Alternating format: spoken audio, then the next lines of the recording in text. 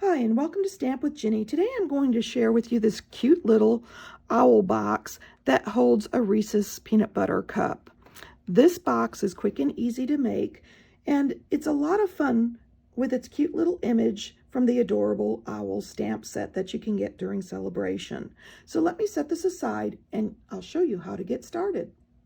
I've got my basic white cardstock here and my stamp, and I'm going to ink this up with the Memento. I'm using Memento because I'm going to be coloring this little guy with my blends, and I'm going to stamp that right in the middle of my piece of cardstock. I've got my stamping blends here, and I'm going to start by coloring my little owl with my crumb cake. I'm going to do the light around the face and the tummy and bring the dark in on the rest of the body.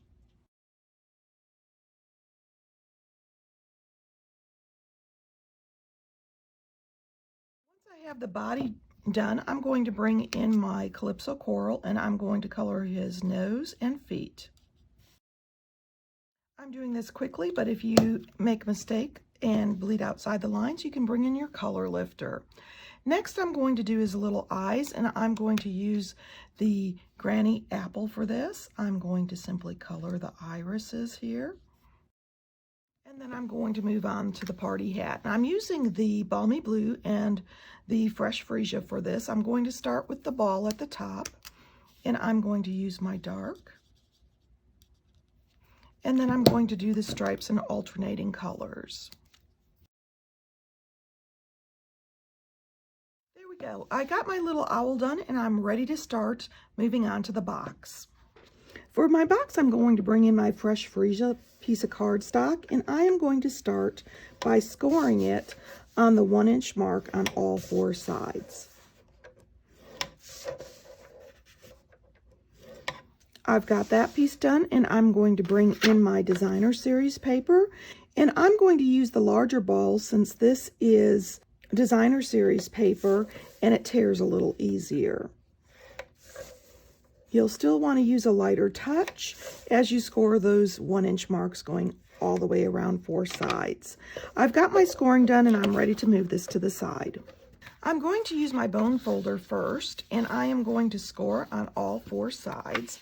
This allows me to see the score lines a little easier and gives me a nice tight line.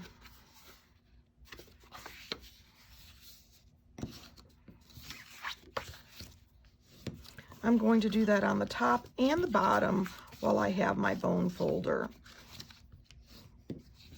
Now that I have my score lines done, I'm going to take my paper snip and I'm going to snip on the score lines to where they meet. I'm going to also take a little bit of a wedge out on the score line and then the outside of the box corner, which will give me a nicer finished product. And I'm going to repeat that on the other side and then do the other edge also.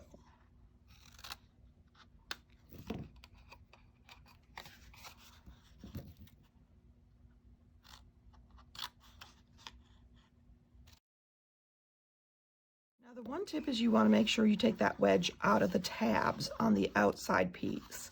And I'm going to repeat that for the lid.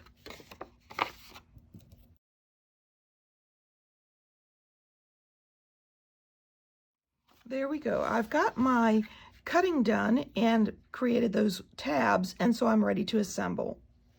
I'm going to start with the lid of my box, and I'm going to be using my multi-purpose for this simply because I'm filming. You can use your tear and tape or your Stampin' Seal Plus for this. I'm going to add adhesive to each one of the corners, tuck it in, line up the edge, and adhere.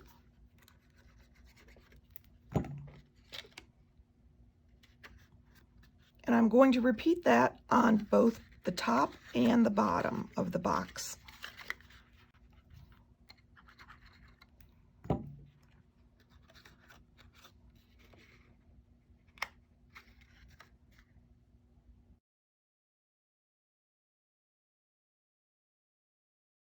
Okay, while my box is drying, I'm going to bring in my cardstock layers here, along with my focal point, and I'm going to adhere the little owl down on the balmy blue. Now this is a tight fit, so you'll want to be careful and create even margins going around the outside edge. And then I'm going to take this and pop them up. I'm not going to remove the dimensionals yet because I want to complete my box. So I'm going to bring in the lid of my box and I'm going to adhere the fresh freesia down.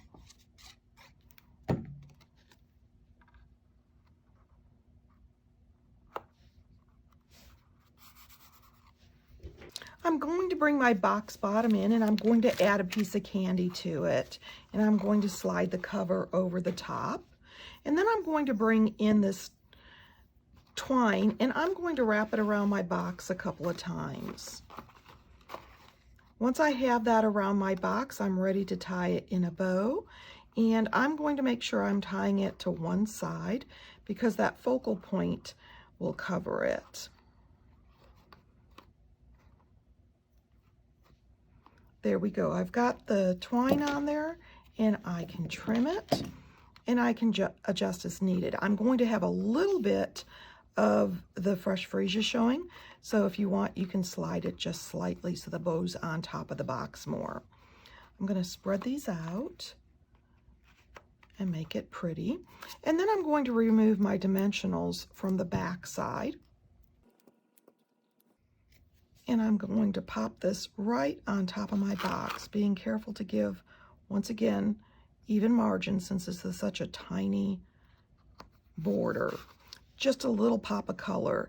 I'm ready to add some shimmer and shine, and I'm going to bring in these fun opal rounds. They have a bit of a shimmer to them since they've got glitter in them, and I'm going to use the fresh freesia to coordinate with my project here. And I'm going to pop a couple of these around my little guy. They come in two sizes, so you can use the size that you desire. There we go. I've got a little bit of shimmer there going, and my treat is ready for that special person. Now this doesn't have a sentiment on it, so you can use it for all kinds of occasions and celebrations. This project was made with the adorable owl stamp set that's found in our celebration brochure. And of course, if you'd like any of these products, feel free to stop by my online store. You can get there from my blog, Stamp with Jini. Thanks for joining me.